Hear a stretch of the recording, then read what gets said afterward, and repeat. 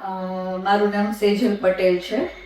Actually હું અહીંયા Venus hospital જે છે એની મારી વિઝિટ હતી ફર્સ્ટ ટાઈમની, અને મને જે છે યુટ્રસ રિલેટેડ થોડું કોમ્પ્લિકેશન્સ હતા કે જેના હિસાબે રૂકેશભાઈ જે છે એમને મેં કન્સલ્ટેશન લીધેલું, અને એમને મને બહુ સરસ રીતે બધું વ્યવસ્થિત એકદમ સમજાવ્યું કે એકચ્યુઅલી શું આ કોમ્પ્લિકેશન્સ હોય છે, કે જેથી કરીને મારા મનનો જે ડર જે છે એ પ્રોપરલી નીકળી જાય. એ રૂકેશભાઈ અને બીનાબેને બહુ સરસ રીતે એમને સર્જરી મને પ્રોપરલી સમજાવી કે જેથી કરીને મને આઈડિયા આવે. નહીં તો જનરલી આપણે લોકોને આ બાબતે અવેરનેસ હોતી નથી, પણ ડૉક્ટરનું કન્સલ્ટેશન એટલું પરફેક્ટ હોય તો આપણા મનનો જે કંઈ પણ ડાઉટ હોય એ બધું ઇઝીલી નીકળી જાય છે.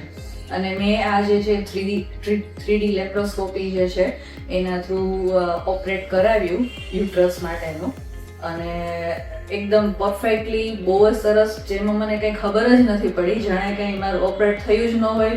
અને સાંજે તો હું એકદમ નોર્મલ વ્યક્તિની જેમ જ હતી એમ, એટલે મને કંઈક સર્જરી જેવું જ કંઈ લાગ્યું નથી એમ. એટલે મારું કહેવું એવું છે કે લોકોમાં અવેરનેસ આવે એના માટે આપણે ડૉક્ટરનું કન્સલ્ટેશન લેવું જોઈએ, અને કંઈ પણ તકલીફ હોય, કંઈ પણ ક્યારે પણ હોય તો આપણે સર્જરી માટે થઈને આપણે એવો મનમાં જે ડર હોય છે ને એ ડર ન રાખવો જોઈએ, કારણ કે આટલું એડવાન્સ ટેકનોલોજી હવે આવી ગયું છે અહીંયા વિનસ હોસ્પિટલમાં. રૂકેશભાઈને લોકો કરે છે જે કે જેનાથી આપણને સર્જરી કોઈ વિધાઉટ બ્લડલેસ સર્જરી છે, કે જેથી કરીને આપણને કોઈ પણ જાતની કોઈ ફિલિંગ આવતી જ નથી કે આપણને કંઈ તકલીફ થાય બોડીમાં. અને એ પછીનું અહીંનું જે સ્ટાફ છે એમનું મેનેજમેન્ટ છે, ઓપરેટ પછીની જે કેર જે છે એ બધી એ એટલી પરફેક્ટ જે છે કે તમને એકદમ ફેમિલી હોમલી ફિલિંગ આવે છે બધી.